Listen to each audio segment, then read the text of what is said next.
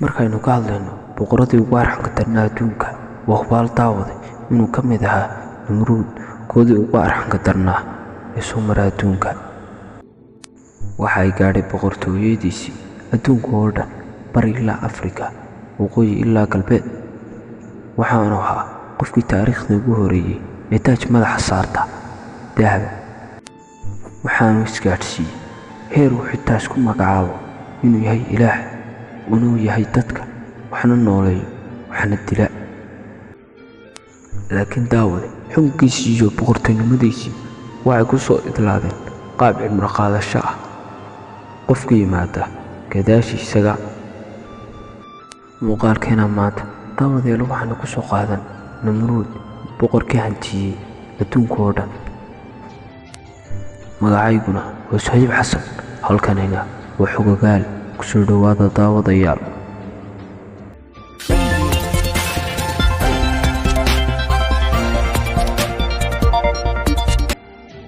assalaamu calaykum.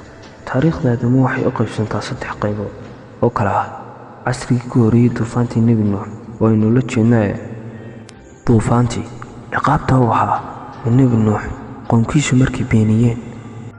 halka uu casrigii labaadna yahay duufaantii nebi nuux kadib calayhi salaam waayo aadamuhu dib u tarmeen. halka uu casriga saddexaadna yahay wixii ka dambeeyey nebi ciise ilaa maanta aanu adeegsanno taariikhda miilaadiga oo loo tiri xilligii uu dhashay nebi ciise calayhi salaam. waa sida ay kiristaanku aaminsan yihiin. ninkan aynu ka sheekanno maanta ee Namruud waxa uu noolaa casrigii ka dambeeyey duufaantii nebi nuux calayhi salaam. gaar ahaan waxa uu noolaa 1263 sano kadib dhicidii duufaanta. laakiin taariikhyahanadu waxay isku khilaafeen isirka uu ka soo jeedo xaam mise saam. laakiin taariikhyahanada qaar waxay sheegaan in la oran jiray Namruud binu Kancaan binu Koosh binu Saam binu Nuux calayhi salaam. halka ay taariikhyahanada qaarna sheegaan inuu magaciisu ahaa Namruud binu Koosh binu Xaam binu Nuux calayhi salaam. Namruud waxa uu ahaa boqorkii ugu caansanaa boqortooyadii Baabil oo maanta loo yaqaano Ciraaq.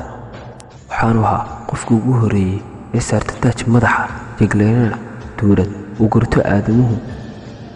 duufaantii ugu haligay qoomkii nebi nuux calayhi salaam gadaashi waxaanay dhacday dhulka loo yaqaano Baabil ee maanta loo yaqaano Ciraaq. waxaanu ahaa 4 qof ee ku dhigay gacanta adduunka oo dhan. 4 qof oo ay laba muslimiin ahaayeen: Suleymaan calayhi salaam, Dulqarnayn, Namruud iyo Nabuukhadnasar. Namruud oo ka taagay boqortooyadiisii sidii aan hadda soo sheegnayba Baabil, dhulka maanta loo yaqaano Ciraaq, dhisayna dhul aan hore loo arag oo taariikhyada ku xusan. waxaanu dhisay magaalooyin aan taariikhda hore loo arag sida Akaad iyo Oroog. haddaba inta haddaanu ka nimano taariikhdiisii waxa dhacday inuu ku riyoodo habeen beero soo baxay oo qoriyo iftiinka qoraxda oo adduunkana mugdi noqday oo wax la arki waayeyba. markaas ayay u sheegeen inuu dhalan doono sanadkan wiil burburin doona boqortooyadiisa. markaas ayaa uu cadhooday, kadibna waxa uu amray in la dilo wiil kastoo dhasha sanadkaas. intaas kumuu joojin, kadibna waxa uu amray in la kala fogeeyo wiil iyo gabadh si aysan u dhicin inuu ilmo dhasho. kadibna sanadkaas waxa uu la qoray inuu dhasho wiilkaas. kadibna hooyadii way ka qarisay Namruud iyo ciidankiisa si aan looga dilin ilmaha yar. kadibna waa uu koray waana weynaaday. kadibna waa uu fakaray, waxaanu isweydiiyey wixii handisay adduunkan dhan ilaa uu alla soo hadeeyey uuna caabuday. kadibna waxa uu dadkiisii faray, qoomkiis u faray inay alla caabudaan ilaa uu burburiyey asnaamtii. koodii ugu weynaana uu garabka u saaray aqabkii ama wixii lagu burburiyey garabka u saaray. kadibna markii ay soo noqdeen oo ay arkeen waxa ku dhacay asnaamtoodii, waxay weydiiyeen nebi Ibraahim waxa burburiyey asnaamtooda oo ku dhacay. waxa ugu jawaabay nebi Ibraahim calayhi salaam jawaabtiisii waa alla qur-aanka ku sheegay subxaanahu wa tacaala oo ay ahayd inay weydiiyaan sanamkooda ugu weyn wixii ku dhacay asnaamtoodii iyaga. arrintaas oo keentay inuu cadhoodo namruud. kadibna waxa uu amray in la shido dab aad u weyn laguna dhex tuuro nebi ibraahim calayhi salaam.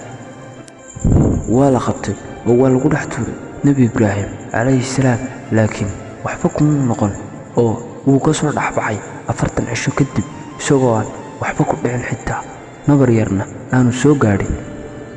kadibna arrin fajac iyo amakaag ku noqotay dadkii meesha joogay oo ugu horeeyo namruud sida ugu soo badbaaday dabka aadka u weyn. waxa uu amray ciidamadiisii in loo keeno nebi ibraahim calayhi salaam si uu allahu aaminsan yahay uu isagu u yahay.